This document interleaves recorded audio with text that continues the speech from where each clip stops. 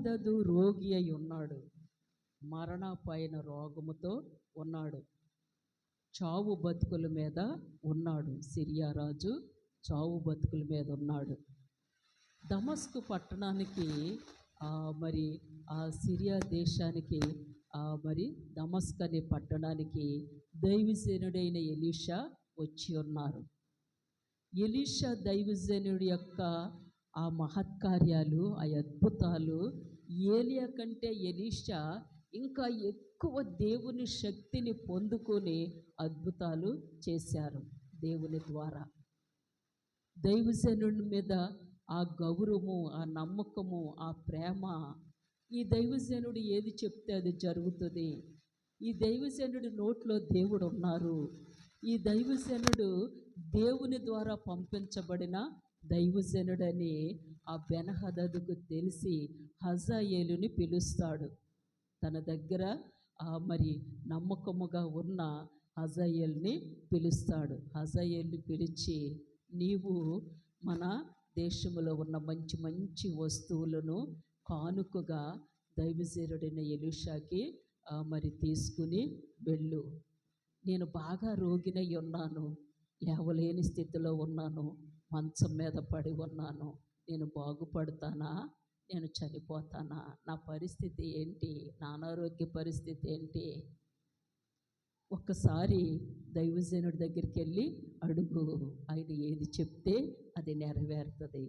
దేవుని బిడ్డలారా, ఆ నూతన నిబంధనలో కొర్నేలి అనే శతాధిపతి దేవుని వాక్యము కోసము నమ్మకమైన ఇద్దరు మనుషులను యొప్పేకి పంపిస్తారు.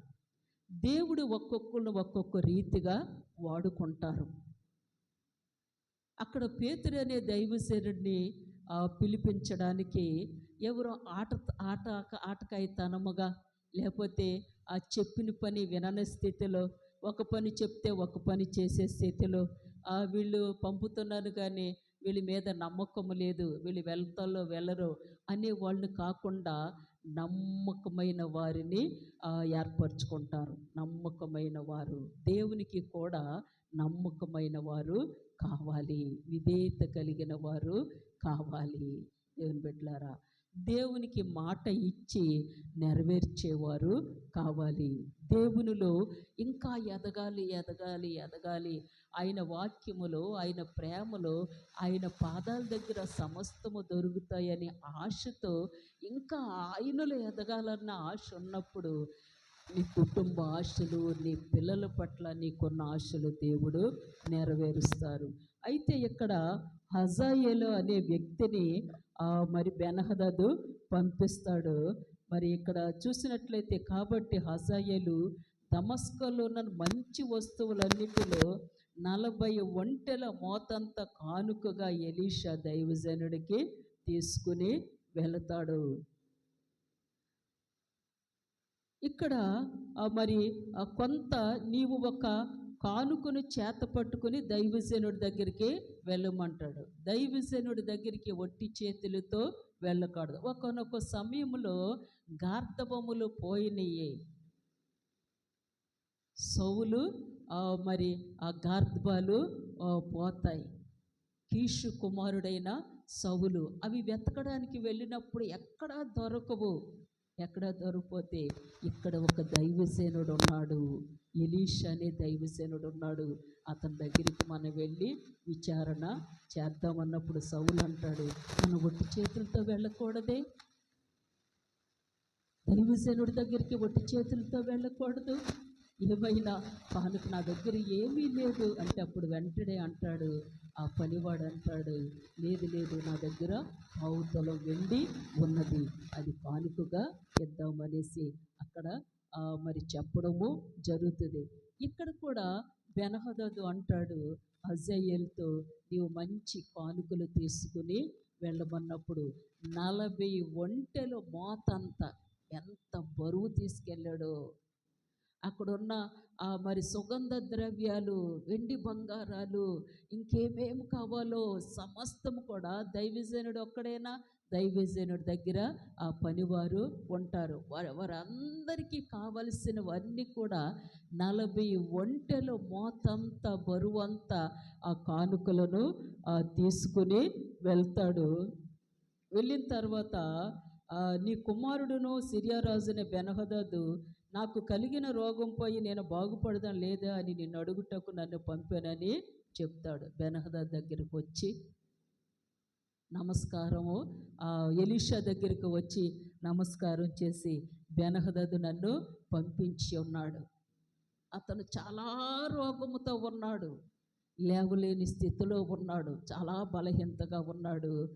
మరి అతను రోగము నుంచి అతను స్వస్థత పొందుతారా లేదా, అతని పరిస్థితి ఏంటి, అతని జీవితం ఏంటి, మరి మీ దగ్గర విచారణ చేసుకొని రమ్మని నన్ను పంపించి ఉన్నారని హజాయేలు ఎలీషా దగ్గరికి వచ్చి చెప్తారు. దేవుని బిడ్డలారా, హజాయేలు అనే వ్యక్తి ఎలీషా దైవజనుడి దగ్గరికి వచ్చి చెప్తే ఎలీషా అంటారు, అతడు బాగుపడతాడు, అతడు స్వస్థత పొందుతాడు, కానీ అతనికి మరణము వస్తుంది, అవశ్యముగా అతడు మరణము పొందుతాడని ఆ దైవజనుడు చెప్తాడు. ఇప్పుడు అలా చెప్పిన తర్వాత అలా చెప్పి అక్కడే ఉన్నాడు హజాయేలు, అక్కడే ఉన్నాడు దైవజనుడు, అక్కడే ఉన్నాడు. చాలా ఇంపార్టెంట్ మ్యాటర్, దీనికోసం అదంతాను. ఎలీషా దైవజనుడు ఉన్నాడు, హజాయేలు ఉన్నాడు, వీళ్ళిద్దరే ఉన్నారు. ఎలీషా అలా చూస్తున్నాడు, బెన్హదదు పంపించిన ఆ వ్యక్తిని, హజాయేలును చూస్తూ అలా తేరి చూస్తూ ఏడుస్తున్నాడు. దైవజనుడు ఏడుస్తున్నాడు, కళ్ళంట నీళ్లు వచ్చి అలా కళ్ళంట నీళ్లు కారిపోతున్నాయి హజాయేలును చూసి. దైవజనుడు చాలా ఏడుస్తాడు. ఆ మాట 11వ వచనంలో చూడండి, హజాయేలు ముఖము చిన్నబోవునంత వరకు ఆ దైవజనుడు అతన్ని తేరి చూచుచు కన్నీళ్లు రాల్చెను. ఎప్పుడు ఏడుస్తామో, కష్టములో ఏడుస్తాం, ఒక బాధలో ఏడుస్తాం, ఒక మరణము దగ్గర ఏడుస్తాము. మార్తా మరియ లాజరు ఏడుస్తున్నారు. ఎందుకు? తన తమ్ముడు చనిపోయాడు, మగదిక్కు లేరు అని ఎంతో గగ్గోలు పెట్టుకుని ఏడుస్తున్నారు. దావీదు ఏడుస్తాడు, దేనికి? పాపము చేసినప్పుడు పశ్చాత్తాపం, దేవుని ఆత్మ తన మీదకి వచ్చి, నువ్వు చేసింది తప్పు, నువ్వు పాపము చేసావు, ఎంత స్తుతించి, ఎంత పాటలు పాడి, ఎంత నన్ను ఆరాధించి, ఎంత భక్తిగా ఉండి 7 సార్లు స్తుతించి 3 సార్లు ప్రార్థన చేసి ఎందుకెంత భయంకరముగా పడిపోయావని నాతాను ప్రవక్త వచ్చి గద్దించగానే పశ్చాత్తాపముతో కన్నీటితో మునిగిపోయారు. అది ప్రభుకి ఇష్టము. పాపము కప్పుకోవడం ప్రభుకి ఇష్టం ఉండదు, కానీ పాపమును ఒప్పుకుని విడిచిపెట్టి దేవునితో సమాధాన పడుట దేవునికి ఇష్టము. పాపాత్మురాలు వచ్చింది సీమోని ఇంటికి, ఆయన పాదాలు కడుగుతుంది, కన్నీళ్లతో ఆయన పాదాలు కడుగుతుంది, తన తల వెంట్రుకలతో తుడుస్తుంది. ఇది పశ్చాత్తాపాత్మ. దావీదు పశ్చాత్తాపాత్మ కలిగి ఉన్నారు, అలాగే పాపాత్మురాలు పశ్చాత్తాపాత్మ కలిగి ఏడుస్తుంది. మనం కూడా దేవుని పాదాల దగ్గర అనేక విషయాలు ఏడుస్తూ చెప్పుకుంటాం, బాధలో, కష్టాల్లో, సమస్యల్లో, శోధనలో, అనారోగ్యాలు, అపనిందల్లో, కొన్ని పరిస్థితుల్లో ఎవరు బాబు మాకు ఇంకెవరు ఉన్నారని దేవుని పాదాలు పట్టుకొని అనేక మార్లు ఏడుస్తూ ఉంటావు. దేవునికి ఇష్టమే. ఎంత ప్రార్థన చేస్తే, ఎంత ఏడిస్తే అంత మేలు ఉంది, అంత ధన్యకరమైన జీవితము ప్రభు ఇస్తారు. దేవుని బిడ్డలారా, అలాగే రాహేలు, హన్నా ఏడుస్తున్నారు. ఎందుకు ఏడుస్తున్నారు? రాహేలు ఏడుస్తుంది, హన్నా ఏడుస్తుంది, గర్భఫలము కోసం. వారి గర్భాలు మూయబడ్డాయి. గర్భఫలము కోసము వాళ్ళు దేవుని పాదాలు పట్టుకుని కన్నీటితో ప్రార్థన చేసి తమ్మును తాము ఆ విధేయులై దేవునికి అడుగుతున్నారు. అడిగినప్పుడు దేవుడు వారిని దర్శించారు. ప్రార్థనలో శక్తి ఉంది. కన్నీటి ప్రార్థనలో ఇంకా శక్తి ఉంది. పశ్చాత్తాపాత్మ కలిగి ప్రార్థిస్తే ఇంకా ఆత్మ నీ మీద కుమ్మరించబడుతుంది. దేవుని బిడ్డలారా, ఇక్కడ చూసినట్లయితే దైవజనుడి పేరు ఏంటి? ఎలీషా. ఎలీషా దైవజనుడు హజాయేలు బెనహదదు పంపించిన హజాయేలును చూసి ఏడుస్తున్నాడంట. ఏడుస్తున్నాడు. దేవుని బిడ్డలారా, చూడండి యోహాను సువార్త 11:35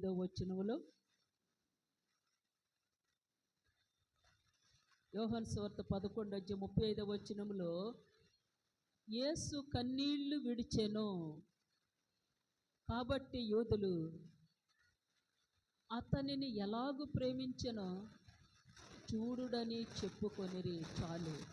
ఇక్కడ ఎలీషా దైవజనుడు ఉన్నారు, హజాయేలు ఉన్నాడు.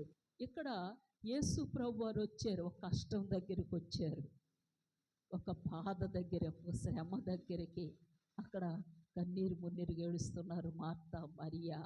ఆ యూదులందరూ ఏడుస్తున్నారు. వాళ్ళని చూసి వాళ్ళు రొమ్ము బాదుకుని ఏడుస్తున్నప్పుడు యేసు ప్రభు వారు తట్టుకోలేకపోయారు. నీ సమస్యల్లో, నీ శోధనలో, నీ వేదనలో, నీ దుఃఖములో నీవు కన్నీరు కారి, ఒక ఆర్థిక పరిస్థితులా, ఒక అనారోగ్యమా, నీ కుటుంబ పరిస్థితులా, సమాధానం లేని స్థితి, దేవుని సన్నిధిలో నువ్వు కన్నీరు కార్చి ప్రార్థన చేస్తే ఆయన నీతోనే, నీ ప్రక్కనే, నీ ముందే ఆయన కూడా ఏడ్చే దేవుడు. నేను ఉన్నానమ్మా, నేను ఉన్నాను.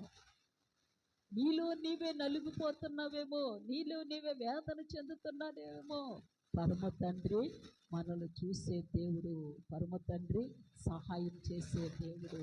ఇక్కడ యేసు ప్రభు వారు అక్కడ ఏడుస్తున్నారు.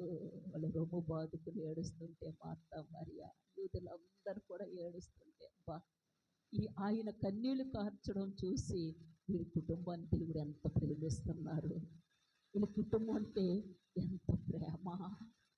ఆయన బోధకుడు కూడా ఏడుస్తున్నారు, ఆ ప్రభు కూడా ఏడుస్తున్నారు. అంటే ఈ కుటుంబము దేవుణ్ణి ఎంత ప్రేమిస్తుందో. ఈ లోకములో దేని మీద మైండ్ కాదు, కానీ యేసు ప్రభు మీద నీ మైండ్, నీ ఆలోచన, నీ ప్రార్థన ఏకాగ్రత ఆయన మీద ఉన్నప్పుడు నీకు అన్ని విషయాల్లో ఆయన సహాయం చేస్తారు. నీకు వాటిమంటూ ఉండదు, అన్నిట్లో గెలిపే. ఆలస్యం అవ్వచ్చు, నీ కార్యాలు ఆలస్యం అవ్వచ్చు, ఇంకా లేట్ అవ్వచ్చు.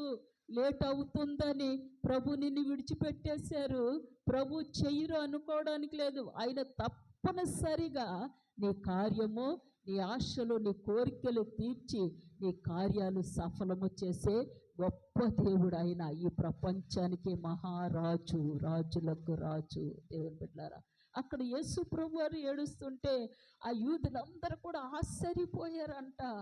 యేసు ప్రభు వారు నీ పట్ల చేసే కార్యము, యేసు ప్రభు వారు నీ ఇంట్లో అడుగు పెడితే, నీ ఇంట్లో ఆయనకి ప్రార్థననే కుర్చీ వేసి ఆయన కూర్చోబెడితే నీ ఇల్లంతా సమాధానమే. నీవు అనుకున్నవన్నీ నెరవేరుతాయి. నీ జీవితంలో ఎన్నెన్నో కార్యాలు, ఊహించని కార్యములు దేవుడు చేస్తారు. ప్రార్థన సింహాసనము వేయకుండా పొందుకోవడము అసాధ్యము, అసాధ్యము.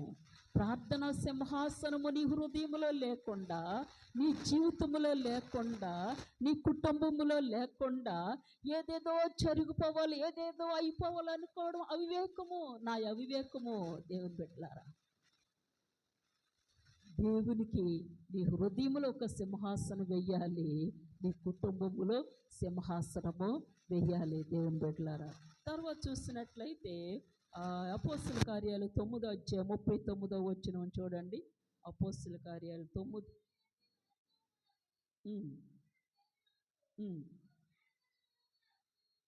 మేడగదిలోనికి పేతురుని తీసుకొని వచ్చి విధవరాండ్రందరూ వచ్చి ఏడ్చుచు దోర్కా తమతో కూడా ఉన్నప్పుడు, చాలమ్మా, పేతురు గారు వచ్చారు.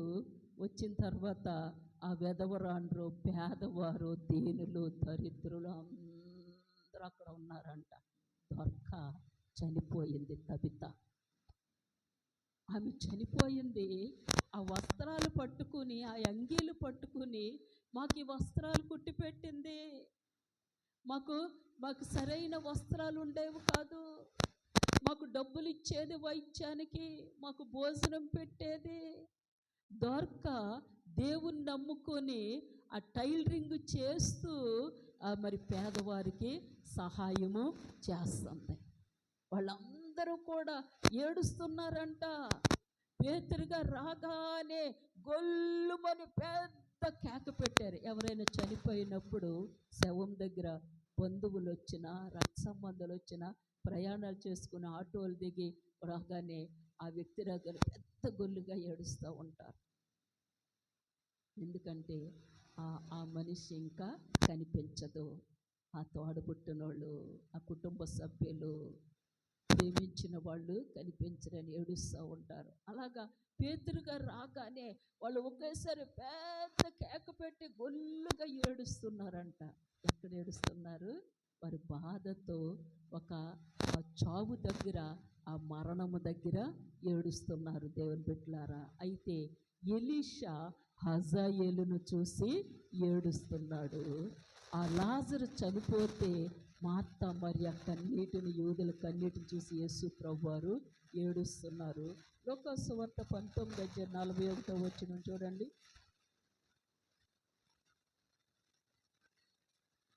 ఆయన పట్టణమునకు సమీపించినప్పుడు దానిని చూచి దాని విషయమై ఏడ్చాను. దేని విషయం ఏడ్చారు ప్రభువారు? యెరూషలేమును చూసి.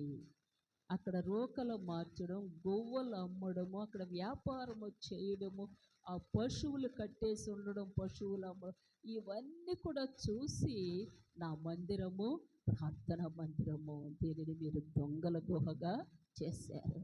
ఆ పట్టణాన్ని చూసి, ఆనాడు యెరూషలేము పట్టణాన్ని చూసి, అక్కడ ఉన్న పరిస్థితులు చూసి దేవుడు బోరున ఏడ్చారు. దేవుని బిడ్డలారా, ఈనాడు నిన్ను చూసి నా ప్రభు సంతోషిస్తున్నారా? దుఃఖపడుతున్నారా? మన జీవితాలు చూసి, మన ప్రార్థనా జీవితాలు చూసి, మన ఆత్మీయ జీవితాన్ని చూసి, మనం దేవుని కోసం బ్రతికే జీవితాలు చూసి ఆయన సంతోషపడుతున్నారా? ఆయన మనము దుఃఖపరుస్తున్నామా? ఇక్కడ ఎలీషా దైవజనుడు హజాయేలును చూసి ఏడుస్తున్నాడు. యేసు ప్రభువారు యెరూషలేము పట్టణాన్ని చూసి ఏడుస్తున్నాడు. దొరక చనిపోతే పేదవారు ఆ పేతురు దగ్గర ఏడుస్తున్నారు. దేవుని బిడ్డలారా, తర్వాత భాగం చూడండి. నేను త్వరగా ముగించేస్తాను. 11వ వచనం. హజాయేలు ముఖము చిన్నబోవునంత వరకు ఆ దైవజనుడు అతని తేరి చూచుచు కన్నీళ్లు రాచెను. హజాయేలు, నా ఏలిన వాడవైన నీవు కన్నీళ్లు రాల్చెదవేమని అతన్ని అడుగగా ఎలీషా ఇలాగు ప్రత్యుత్తరం ఇచ్చెను. ఇశ్రాయేలు వారి గట్టి స్థలములను నీవు కాల్చివేయుదువు, వారి యవనస్తులను కత్తి చేత హతము చేయుదువు, వారి పిల్లలను నేలకి వేసి కొట్టి చంపుదువు, వారి గర్భిణుల కడుపులను చింపివేయుదువు గనుక నీవు వారికి చేయబోవు కీడును నేను ఎరిగిండుట చేత కన్నీళ్లు రాల్చుచున్నాను. చాలమ్మా. ఇందుకు బెన్హదదు దగ్గర నమ్మకమైన వ్యక్తి దేవుని బిడ్డ. ఇతని యొక్క భవిష్యత్తు, ఇతని యొక్క ఫ్యూచరు, ఇతడు చేసే భయంకరమైన ఆ క్రియలు దేవుడు ఎవరికి బయలుపరుస్తున్నారు? దైవజనుడికి ఎలీషా దైవజనుడికి బయలుపరుస్తున్నారు. ఏంటా విషయాలంటే, ఇశ్రాయేలు వారి గట్టి స్థలములను నీవు కాల్చివేస్తావు. ఇశ్రాయేలు వారి యొక్క గట్టి స్థలములు, ఇశ్రాయేలు ఆరాధించే దేవుని యొక్క గట్టి స్థలములను, సంఘాల్ని చెరిపేవాడుగా ఉంటావు నీవు. సంఘాన్ని కూల్చేవాడుగా ఉంటావు. ఇశ్రాయేలు ప్రజలను దేవునికి దూరం చేసే వ్యక్తిగా ఉంటావు. వారి యొక్క ఆత్మీయ గట్టితనాన్ని, ఆత్మీయంగా దేవునిలో స్థిరత్వాన్ని కూల్చే రీతిగా నీవు ఉంటావు. భయంకరమైన 4 విషయాలు దైవసేనుడు హజాయేలుతో చెప్తారు. దేవుని బిడ్డలారా, ఇశ్రాయేలు యొక్క గట్టి స్థలాల్ని కూల్చివేస్తారు. రెండవది, వారి యవనస్తులను కత్తి చేత నీవు హతము చేస్తావు. ఇశ్రాయేలీలో ఉన్న యవనస్తులందరినీ నీవు చంపేస్తావు. ఎంత భయంకరమైన విషయం! ఇశ్రాయేలు ప్రజలను, ఇశ్రాయేలు దేశమును, ఇశ్రాయేలు యవనస్తులను, ఇశ్రాయేలు పరిస్థితులన్నిటినీ నాశనము చేయువాడుగా ఉన్నావు. రెండవది, యవనస్తులు నీవు చంపేస్తావు. మూడవది, వారి పిల్లలను నేలకు కొట్టి చంపుతావు. ఎంత ఎంత భయంకరమైన వ్యక్తిగా ఉన్నాడు! చిన్నపిల్లల్ని చంపుతాడు, ఆ యవనస్తుల్ని చంపుతాడు, మరి ఆ పేరెంట్స్ని, కుటుంబాల్ని, సంఘాల్ని చెరిపే వ్యక్తిగా నీవు ఉన్నావు. నాలుగవది, వారి గర్భముల కడుపులను చింపివేయదువు. గర్భిణీ స్త్రీల యొక్క ఆ గర్భాలని కోసేస్తావు నువ్వు. ఆ పిండము కింద పడితే ఆ పిండము చనిపోద్ది, ఆ తల్లి చనిపోద్ది. దేవుని బిడ్డలారా, ఆత్మీకంగా చూసినట్లయితే దేవునిలో బలంగా ఎదగాలని ఒక వ్యక్తి ఆత్మీకంగా ఒక నిర్ణయం తీసుకున్నప్పుడు ఆ వ్యక్తిని వెనకకు లాగేసే వ్యక్తి ఈ హజాయేలు స్థానము వంటి వ్యక్తి. దేవునిలో ఒక వ్యక్తి ప్రార్థనకు వస్తుంటే, దేవునిలో ఎదగాలని ఆశ ఉన్నప్పుడు, దేవునికి మరి అనుసంధానంగా ఉన్నప్పుడు ఆ ఆత్మను చల్లారుపరిచే మరొక వ్యక్తి హతము చేసే వ్యక్తిగా ఉన్నారు. యవనస్తులు ఎక్కడ చెడిపోతున్నా, ఎక్కడ నాశనం అయిపోతున్నా, ఎక్కడ దేవునికి దూరం అయిపోతున్నా, యవనస్తుల్ని ప్రభు దగ్గరికి నడిపించేది పోయి ఆ యవనస్తులు దేవునికి దూరము చేసి నశింపు చేసే దురాత్మ కలిగిన వ్యక్తి హజాయేలు. హజాయేలు గట్టి స్థలాల్ని పాడు చేసే వ్యక్తిగా ఉన్నాడు. దేవుని కంటిలో వ్రేలు పెట్టే వ్యక్తిగా ఉన్నాడు. దేవుని కంటి పాపను తాకే వ్యక్తిగా ఉన్నాడు. తట్టుకుంటామా? మనుషులు కొట్టే దెబ్బ తట్టుకోగలము, కానీ దేవుని కొట్టే దెబ్బ తట్టుకోలేము. దేవుని బిడ్డలారా, ఇక్కడ వారి పిల్లలను నేలకు కొట్టి చంపే వ్యక్తిగా ఉన్నాడు. ఇవన్నీ చెప్తూ దైవసేనుడు అలాగా కళ్ళంట నీళ్లు కార్చేస్తున్నాడు. వాడు చేసే క్రియలు, వాడి భవిష్యత్తు, వాడి పరిస్థితులు అన్నీ కూడా ఆ దైవజనుడు చెప్తుంటే మరి దైవజనుడు ఏడుస్తున్నాడు. ఆ హజాయేలు వింటున్నాడు. చిన్నపిల్లలు, గర్భిణీ స్త్రీలు, ప్రసవ వేదన. యెషయా భక్తుడు అంటాడు, ఒకనాటి ప్రసవ వేదన చాలునా, దినము మనము దేవునిలో. ఒక స్త్రీ ప్రసవ వేదన కలిగి నొప్పులు పడుతుంటే ఏ విధంగా ఏడుస్తుందో, ఏ విధంగా గగ్గోలు పెడుతుందో, ఏ విధముగా కన్నీరు కారుస్తుందో, ఏ విధముగా లబోదిబ్బో అని మొర పెడుతుందో, ఆ విధంగా దేవుని పాదాల దగ్గర ఏడవాలి. ఆయన దగ్గర కూర్చుని అనుకుంటే నీ కుటుంబం దీవించబడుతుంది. ఆయన దగ్గర నువ్వు ఎంత కూర్చుంటే, ఎంత ఆయన పాదాల దగ్గర, టీవీల దగ్గరే కాదు, ఆ ముసలమ్మ కాదు, ఏవేవో ఊసులు, ఏవేవో గొడవలు, అల్లర్లు, కేకలు, పప్పులు అవి కాదు, ఆయన పాదాల దగ్గర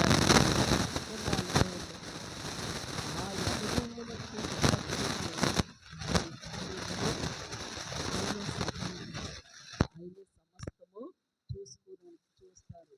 వారి గర్భిణుల కడుపులు ఎవరైనా ఆత్మల భారం కలిగిన వారు. గర్భిణీలు అంటే ఎవరు? ఆత్మల భారం కలిగిన వారు. ఆత్మల భారంతో ఉన్న వారిని నువ్వే ఉన్నావా? ప్రవర్తన అంతటి మీదే ఎవరికి అధికారం ఇవ్వాలి? నీ దేవునికి అధికారం ఇవ్వాలి. నీ ప్రవర్తన అంతటి మీద నీ దేవునికి అధికారం ఇచ్చినప్పుడు ఆయన నిన్ను హెచ్చిస్తారు, నిన్ను ఆశీర్వదిస్తారు. ఆయన దగ్గర సమస్తము ఉన్నాయి. కొన్ని త్వరగా ఇస్తారు, కొన్ని ఆలస్యము చేస్తారు. ఆశీర్వాదములు వెంటనే తల్లి వచ్చి చెప్పగానే నీళ్ళను ద్రాక్షారసం లేకపోతే ఇన్స్టెంట్ ద్రాక్షారసం ఇచ్చేసారా ప్రభువారు? ఇవ్వలేదు. అక్కడ కొంత టైం పట్టింది. ఆయన సమయం కోసం ఆయన ఎదురు చూస్తారు. నేనేం చేయాలంటే మనకు కావలసిన అవసరతలు, మనం పొందుకునే కార్యాలు, మనకి ఉన్న అవసరతలు, అనారోగ్యాలు మరి మనం పొందుకోవాలంటే ఆలస్యం అవుతున్నాయంటే మనం ఏం చేయాలి? బాగా నిద్రపోవాలి, బాగా సోమర్తనంగా ఉండాలి. ప్రార్థన చేయక్కర్లేదు. ఆ ఊసులు ఈ ఊసులు, ఆ కాలక్షేపం ఈ కాలక్షేపం, ఆ టీవీ దగ్గర ఆ సినిమా, ఈ సీరియళ్ళు, ఇవి పిల్ల జల్ల క్యారేజీలు, బడులు, స్కూళ్ళు, డ్యూటీలు, ఇవి చాలు. అంతేనా? దేవుడి కార్యాలు పొందుకోవాలంటే ఇది పనికిరాదు. దేవుని పెట్టాలి. దేని సమయము దానికే, దేని దినము దానికే, దేని సమయము దానికే. దేవునికి ప్రయారిటీ ఇవ్వకుండా, దేవునికి సమయం ఇవ్వకుండా, ఆ దేవుని సన్నిధిలో నిన్ను నీవు మాటలతో కాదు కానీ హృదయాంతరంగములో ఆయన పాదాల దగ్గర కూర్చొని కుమ్మరించుకున్నప్పుడు నీ ఇంట్లో జరగనదంటూ ఏమీ ఉండదు. సమస్తం ఆయన మీద ఆధారపడాలి. ఆయన నమ్ముకున్న నీవు ఏదో నామకార్థంగా కాలక్షేపంగా ఆదివారం పాటించాలి, పరిశుద్ధ దినం పాటించాలని కాదు కానీ ఈ దినము వాక్యము ద్వారా నాతో మాట్లాడు ప్రభు అని ప్రభుతో మనము సంభాషణ చేసుకోవాలి. హజాయేలు గురించి దైవజనుడు ఏడుస్తూ చెప్పుచున్న మాటలు ఇందులో నీకు నాకు సంబంధించిన ఏమన్నా ఉన్నాయా? మన ఆత్మీయ జీవితము ఇతరులు కించపరిచే రీతిగా, ఇతరుల దేవునికి దూరపరిచే రీతిగా, ఆ దేవుని ఆత్మను శోభించే రీతిగా, దేవుణ్ణి దుఃఖపరిచే రీతిగా మనం ఉన్నామా? ఆనాడు హజాయేలు చూసి దైవజనుడు ఏడుస్తున్నాడు. ఈనాడు నిన్ను నన్ను చూసి దేవుడు దుఃఖపడుతున్నారా? దేవుడు ఏడుస్తున్నారా? భార్యకు తెలియకుండా భర్త క్రియలు, భర్తకు తెలియకుండా భార్య, రకరకాల పరిస్థితులు. కొన్ని కుటుంబాలే మరి ఆ సెల్ ఫోను కోడ్ నెంబర్ కూడా తెలవనెవరు. సీక్రెట్ కోడ్లు ఉంటాయి, సీక్రెట్ నెంబర్లు ఉంటాయి, సీక్రెట్ ఫోన్లు ఉంటాయి, సీక్రెట్ పరిస్థితులు ఉంటాయి. ఇది దేవునికి ఇష్టమైన క్రియలు కావు. దేవుని బిడ్డలారా, హజాయేలు దైవసేనుడితో ఈ విధముగా అనగానే మరి వెళ్ళిపోతున్నాడు. వెళ్ళిపోయి అక్కడికి వెళ్ళి బాగుపడతాడు. ఆయన అవశ్యంగా చనిపోతాడు అనగానే బెన్హదదు హజాయేలు యొక్క యజమానుడు ఎంతో ఎదురు చూస్తున్నాడు. అతడు ఎలీషాని విడిచి వెళ్ళి తన యజమాని వద్దకు రాగానే అతడు ఎలీషా నీతో చెప్పినదేమని అడుగగా అతడు నిజముగా నీవు బాగుపడదువని చెప్పాడని అంటాడు. మామూలుగా అంటాడు, నువ్వు బాగుపడతావంట, ఈ మాటే దైవసేనుడు చెప్పాడు అని చెప్పి ఆ మరుసటి రోజునే ముతక బట్ట నీటిలో ముంచి అది బెన్హదదు ముఖం మీద వేస్తాడు. దట్టమైన మందము గల బట్ట ముదుగు బట్ట అవిగానే చూడండి 15వ వచనము. అయితే మరునాడు హజాయేలు ముదుగు బట్ట తీసుకొని నీటిలో ముంచి రాజు ముఖం మీద పరచగా అతడు చచ్చెను. అప్పుడు హజాయేలు అతనికి మారుగా బెన్హదదు మారుగా, కుక్క వంటి వాడిని, పెంట వంటి వాడిని, చెత్త వంటి వాడిని, నేను ఏపాటి వాడిని అన్న వ్యక్తి క్రియలు ఎలా ఉన్నాయి? మనుషులు చంపేవాడుగా ఉన్నాడు, మనుషులు బాధపరిచేవాడుగా ఉన్నాడు, మనుషుల్ని దుఃఖపరిచేవాడుగా ఉన్నాడు, మనుషుల్ని ఖాతరు చేయని స్థితిలో ఉన్నాడు, లెక్కలేని స్థితిలో ఉన్నాడు. నేనేంటి, నాకేంటి, నాదే రాజ్యము, నేను తప్ప వేరొకరు లేరని దుర్మార్గపు క్రియలు. ఎవరైనా నోటి మాటతో కుక్క వంటి వాడిని, అలాంటి వాడిని, ఏపాటి వాడిని అంటే అవి నమ్మశక్యము కావు. అతని యొక్క ఆత్మీయ జీవితము ఎరిగిన వారమై మనము ఉండాలి. దేవుని బిడ్డలారా, ఒక మాట చెప్తున్నాము. దేవుని ఆత్మ కలిగిన మేము, దేవునితో నిత్యము సహవాసం చేస్తున్న మేము, సంఘములో ఎంతమంది ఉన్నా వాళ్ళ ఆత్మీయ జీవితం మాకు తెలుసు. వాళ్ళ ఆత్మీయ జీవితము తెలుసు, వాళ్ళ కుటుంబ పరిస్థితులు తెలుసు, వాళ్ళ క్రియలు, వాళ్ళ ఆలోచనలు సమస్తము కూడా. అస్సలు ప్రార్థన చేయగానే ఎవరి గురించి ప్రార్థన టక్ టక్ టక్ టక్ మనం వచ్చేస్తుంది. అదొక సినిమా రీలు కూడా పనికిరాదు. ఎందుకంటే ఆయన పాదాలు కడుగుతాం కాబట్టి. కొంతమంది తేనెలాగా మాట్లాడతారు, కానీ వాళ్ళ హృదయం చూపిస్తూ ఉంటారు ప్రభువారు. ఇంత భయంకరమైన పరిస్థితి. కొంతమంది మౌనముగా ఉంటారు, కానీ వాళ్ళ యొక్క హృదయ సువాసన సౌందర్యము చూపిస్తారు. మన హృదయ సౌందర్యం, మన పై మోస్తాబు మన సౌందర్యము కాదు, కానీ యెహోవా అంతరంగమును చూసే దేవుడు. దావీదుని ఆ విధముగా చూసే తైలపు కొమ్ము తీసుకుని దావీదుని అభిషేకించాడు. దేవుని బిడ్డలారా, నరులకి 4 కాలాలు అంటారు: బాల్యము, యౌవనము, కౌమార్యము, వృద్ధాప్యము. అయితే ఆత్మీయ జీవితంలో నువ్వు ప్రభువుని నమ్ముకున్నది మొదలు, నువ్వు ఎదిగే కొద్దీ ఇంకా స్ట్రాంగ్గా అవ్వాలా, లేకపోతే లోకంలో పడిపోవాలా? లోకంలో పడిపోతుంటూ దేవుని ఆశీర్వాదాలు వస్తాయా, లేకపోతే దేవునిలో ఇంకా ఎదగాలని ఆశ ఉండి ఇంకా ఎదుగుతూ ఉంటే దేవుడు నీ పిల్లల్ని నిన్ను ఆశీర్వదిస్తారా? దేవుని పాదాల దగ్గర మన నాలుకను కాల్చుకోవాలి. మన నేత్రాల మీద ఆయన రక్తాన్ని ప్రోక్షించుకోవాలి. మన చెవుల్లో ఆయన స్వరము ఉండాలి. ఎంతో భారముతో ప్రార్థన చేసి వాక్యము సిద్ధపరుచుకుంటాము. నీవు రక్షించబడాలని, మీరు ఆశీర్వదించబడాలని, మీ పిల్లలు దీవించబడాలని, నువ్వు ప్రభు పాదాల దగ్గర కూర్చోవాలనే ఒక్క ఆశే. కొండంత పర్వతం అంత ఆశ మాకు. మీరు దేవుళ్ళు ఎదుగుతూ ఉంటే, అమ్మా నాకు ఈ దర్శనాలు చూపించారు, ఈ స్వప్నాలు చూపించారు, నేను దేవుళ్ళు ఉదయం లేసి ఒక అరగంట ప్రార్థన చేసుకుంటున్నాను, 1 గంట ప్రార్థన చేసుకుంటున్నాను. ఈ పొట్ట కోసం పరుగులెత్తుతాము, కానీ ఆ పొట్ట నింపే తండ్రి దగ్గర కూర్చోవడానికి మనకి సోమర్తనము, బద్ధకము, ఏదో పరుగులు. ఇంకా టైం చాలడం లేదా? 1 గంట ముందు లేదు, 1 అరగంట ముందు లేదు, 1 2 గంటల ముందు లేదు. దేవుని బిడ్డలారా, నా విశ్వాసము, నువ్వు 8 గంటలు పడుకున్నా, 7 గంటలు పడుకున్నా, 1 గంటన్నర 2 గంటలు నీ నిద్రంతా తీర్చేయగలరు దేవుడు. నీ ఒంట్లో బడలికంతా తీర్చేయగలరు. నీకున్న ఒంట్లో బలహీనతను ఆ బలమైన ఆరోగ్యముగా చేయగలరు. ఏదైనా చేయగలరు. ప్రతిదీ ఆయన పాదాల దగ్గరే జరుగుతాయి. యేసు ప్రభువారు నిన్ను చూసి నిన్ను గూర్చి ఏమనుకుంటున్నారు? ఆయన దుఃఖపడే వ్యక్తిగా నీ కుటుంబం ఉందా? ఆయన గాయపరిచే వ్యక్తిగా నీ కుటుంబం ఉందా? ఆయన ముఖము చాటు పెట్టుకునే రీతిగా మన జీవితాలు కంపు కొట్టే రీతిగా ఉన్నాయా? లేకపోతే నీ కుటుంబము ధూపము వేస్తున్నావా?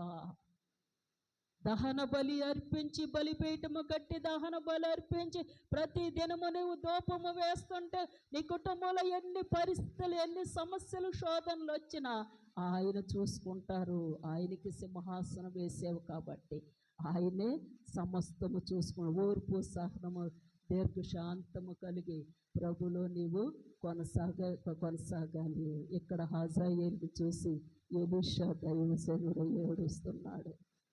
సంగమా, సియోను సంఘాన్ని చూసి నేను ప్రార్థన చేస్తాను. దేవుని బిడ్డలారా, ఉదయకాలమే ఆ చివరి లక్ష్మం ఇల్లు ఉంటుంది, అక్కడ ఆ ఇంట్లో నుంచి ప్రార్థన ధూపం రావాలి. ప్రతి ఇంట్లో నుంచి ప్రార్థన ధూపం ఉదయాన్నే వస్తూ ఉంటే సాతాను వెళ్తుందా?